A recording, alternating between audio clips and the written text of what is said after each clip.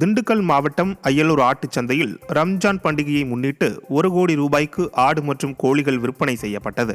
ரம்ஜான் பண்டிகை நெருங்கும் நிலையில் அய்யலூர் ஆட்டுச் சந்தையில் ஏராளமான வியாபாரிகள் போட்டி போட்டுக்கொண்டு ஆடு மற்றும் கோழிகளை வாங்கிச் சென்றனர்.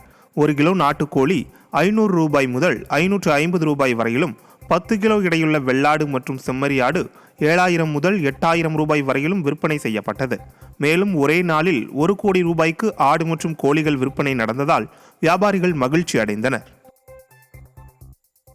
அரியலூர் மாவட்டம் ஆண்டிமடம் அருகே மோட்டார் சைக்கிள் மீது டாரஸ் லாரி மோதி விபத்திற்குள்ளானதில் ஒருவர் உயிரிழந்த சம்பவம் சோகத்தை ஏற்படுத்தியுள்ளது.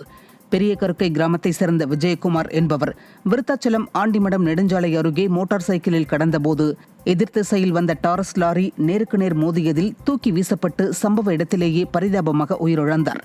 தகவல் அறிந்து வந்த போலீசார் உடலை மீட்டு அரசு மருத்துவமனைக்கு அனுப்பி வைத்தனர். இந்த பகுதியில் அடிக்கடி விபத்து ஏற்படுவதை தடுக்க விடியா திமுக அரசு நடவடிக்கை எடுக்கவில்லை என பொதுமக்கள் கண்டனம் தெரிவித்திருக்கின்றனர். 6 வயது சிறுமியை பாலியல் வன்கொடுமை செய்த முதியவருக்கு 20 ஆண்டுகள் சிறை தண்டனை விதித்து தேனி போக்சோ சிறப்பு நீதிமன்றம் தீர்ப்பளித்துள்ளது. பெரியகுளம் அருகே உள்ள ஜெயமங்கலம் பகுதியைச் சேர்ந்த முதியவர் பாலு 6 வயது சிறுமியை வீட்டிற்கு அழைத்துச் சென்று பாலியல் வன்கொடுமை செய்துள்ளார். இது தொடர்பான வழக்கு தேனி மாவட்ட ஒருங்கிணைந்த நீதிமன்றத்தில் உள்ள போக்சோ சிறப்பு நீதிமன்றத்தில் நடைபெற்று வந்த நிலையில் முதியவர் பாலுவுக்கு 20 ஆண்டுகள் சிறை தண்டனை, 25,000 ரூபாய் அபராதம் விதித்ததோடு சிறுமியை மிரட்டிய குற்றத்திற்காக மேலும் 10 ஆண்டுகள் சிறை தண்டனை, 25,000 ரூபாய் அபராதம் விதித்து தீர்ப்பளிக்கப்பட்டது. தஞ்சை அருகே சென்று கொண்டிருந்த அரசு பேருந்து திடீரென பழுதடைந்து சாலையில் நின்றதால் போக்குவரத்து பாதிக்கப்பட்டது. தஞ்சையிலிருந்து பாபநாசம் நோக்கி சென்ற அரசு பேருந்து ஒன்று பாபநாசம் கடைவீதியை அடைந்தவுடன் திடீரென பழுதடைந்து சாலையில் நின்றது. தகவல் அறிந்து வந்த போலீசார் பொதுமக்களின் உதவியுடன் போக்குவரத்தை சரி செய்தனர். இதனால் தஞ்சை கும்பகோணம் தேசிய நெடுஞ்சாலையில் சுமார் அரை மணி நேரத்திற்கும் மேலாக போக்குவரத்து பாதிப்பு ஏற்பட்டது. விடியா திமுக ஆட்சியில் அரசு பேருந்துகள் முறையாக பராமரிக்கப்படுவதில்லை என பொதுமக்கள் குற்றம் சாட்டியுள்ளனர். சேலம் மாவட்டம் இடங்கணசாலை நகராட்சியில் உள்ள மடத்தூர் வைத்தீஸ்வரன் கோவிலை இந்து சமய அறநிலையத்துறை கட்டுப்பாட்டில் எடுத்துக் கொள்வதற்கு எதிர்ப்பு எழுந்துள்ளது. இது தொடர்பாக நீதிமன்ற வழக்கு நிலுவையில் இருக்கும் நிலையில் அறநிலையத்துறை கட்டுப்பாட்டில் திருவிழா நடத்த விடமாட்டோம் என நகரவாசிகள் தெரிவித்தனர். இதே நிலை நீடித்தால் மிகப்பெரிய போராட்டத்தில் ஈடுபடுவோம் என்றும் அவர்கள் எச்சரித்துள்ளனர். கோயில் விசேஷம் நடத்தணும் அப்படின்னு வந்தாங்க. இது எங்கள் பங்காளிகள் கோயிலுங்க, நாங்கள் நடத்திக்கிறோம், கோயிலில் கோர்ட்டில் கேஸ் இருக்குது, அதை முடிச்சுட்டு நாங்கள் நடத்திக்கிறோன்னு சொன்னாங்க. அதிகாரிகள் எந்த விதமான தகுந்த பதில் சொல்லாத அவங்க கிளம்பிட்டாங்க. இது இந்த அறங்காவலர் நியமனத்தை எங்கள் கோயிலுக்கு வேண்டாம், இது பங்காளிகள் கோயில் எங்களுது, அதனால் நாங்கள் தான் எப்பவும் நாங்கள் செஞ்சுட்டு இருந்த மாதிரி நாங்கள் பண்டிகை நடத்தணுங்கிறது தான் எங்களுடைய கோரிக்கை. போராட்டம் பெரிய லெவலில் போராட்டம் பண்ணுவோங்க. சிவகங்கை மாவட்டத்தில் மிதமான மழை பெய்ததால் பொதுமக்கள் மகிழ்ச்சி அடைந்தனர்.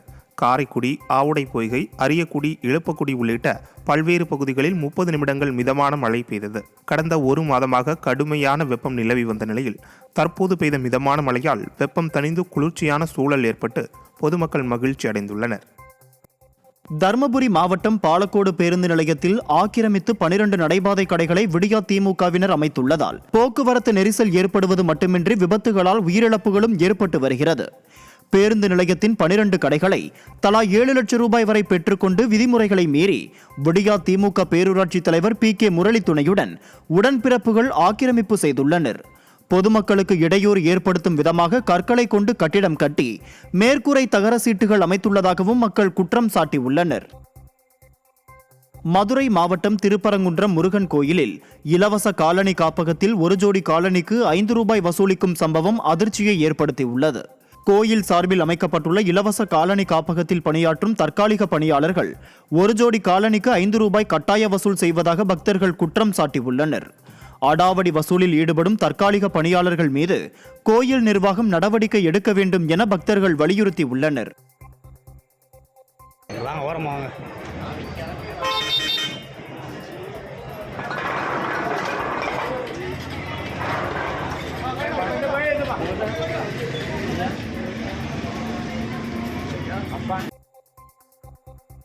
வேலூர் மாவட்டம் குடியாத்தம் சாலையில் குளம்போல் தேங்கி நிற்கும் கழிவுநீரால் பொதுமக்கள் கடும் அவதியடைந்துள்ளனர். சந்தைப்பேட்டை மற்றும் கோபாலபுரத்தை இணைக்கும் கவுண்டன்யா மகாநதி ஆற்றில் புதிதாக தரைப்பாலம் கட்டும் பணிகள் நடைபெற்று வரும் நிலையில் முறையாக கழிவுநீர் செல்ல கால்வாய் அமைக்கப்படாததால் சாலையில் கழிவுநீர் குளம்போல் தேங்கி நிற்கிறது. இதனால் இருசக்கர வாகனங்கள், கனரக வாகன ஓட்டிகள் கடும் அவதி அடைந்து வருவதாகவும், விடியா திமுக நகராட்சி நிர்வாகத்தின் மெத்தனத்தால் நோய் தொற்று ஏற்படுவதாக மக்கள் குற்றம் சாட்டியுள்ளனர். இந்த காவா இந்த பிரிட்ஜி வேலை இடத்துலேருந்து காவாவில் தண்ணி போகிறதே இல்லைங்க. நாங்கள் இங்கே இருக்கிறவங்க அது சுத்தம் பண்ணுறோம். இது வரைக்கும் 3-4 முறை நகராட்சி சுத்தம் பண்ணிட்டு போதுங்க. இப்போ சுத்தம் பண்ணிட்டு போனால் திரும்பி நாளைக்கு இப்படியாக தான் ஆகிடுதுங்க. இந்த நேதா சவுக்லேருந்து வர்ற தண்ணி பூரா எங்கள் தெருவில் ரிவேர்ஸ் ஆகுதுங்க. இப்போ தான் தெருவுக்குள்ளேயே வந்துடுதுங்க. இதுக்கு ஒரு நல்ல தீர்வு நகராட்சி செஞ்சு தரணும் எங்களுக்கு. திருச்சி SRM கல்வி குழுமத்தில் படித்து வரும் மாணவர் இறந்து விட்டதாக வதந்தி பரவியதை அடுத்து கல்லூரிக்கு காலவரையற்ற விடுமுறை விடப்பட்டுள்ளது. சமயபுரம் அடுத்த இருங்கலூர் பகுதியில் செயல்பட்டு வரும் SRM கல்லூரியில் 20ஆம் தேதி காலையில் காலை உணவை சாப்பிட்ட 40க்கும் மேற்பட்ட மாணவ மாணவிகளுக்கு மயக்கம் ஏற்பட்டு அதே வளாகத்தில் உள்ள மருத்துவமனையில் சிகிச்சை அளிக்கப்பட்டு வருகிறது. இந்த நிலையில் சிகிச்சை பெற்று வந்த மாணவர் ஒருவர் உயிரிழந்ததாக சமூக வலைதளங்களில் வதந்தி பரவியதை அடுத்து கல்லூரிக்கு காலவரையற்ற விடுமுறை அறிவிக்கப்பட்டுள்ளது.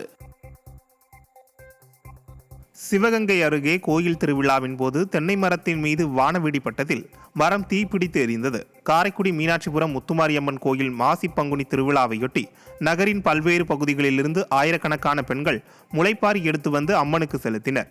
பின்னர் இந்த முளைப்பாரியை பருப்பு ஊரணியில் கரைத்தனர்.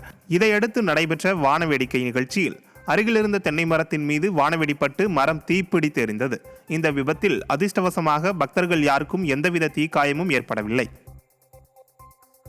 கடலூர் மாவட்டம் சேத்தியாத்தோப்பு அருகே சொகுசு கார் 20 அடி ஆழ வாய்க்காலில் பாய்ந்து விபத்துக்குள்ளான சம்பவம் அதிர்ச்சியை ஏற்படுத்தியது. குமாரக்குடி குறுகிய பாலத்தில் சென்று கொண்டிருந்த சொகுசு கார் எதிரில் வந்த வாகனத்திற்கு வழிவிட முயன்றபோது வீராணம் ஏரியின் 20 அடி ஆழ வடிகால் வாய்க்காலில் பாய்ந்து விபத்துக்குள்ளானது. இதில் ஓட்டுநர் இளஞ்சேரலாதன் எவ்வித ஆபத்துமின்றி அதிர்ஷ்டவசமாக உயிர் தப்பினார்.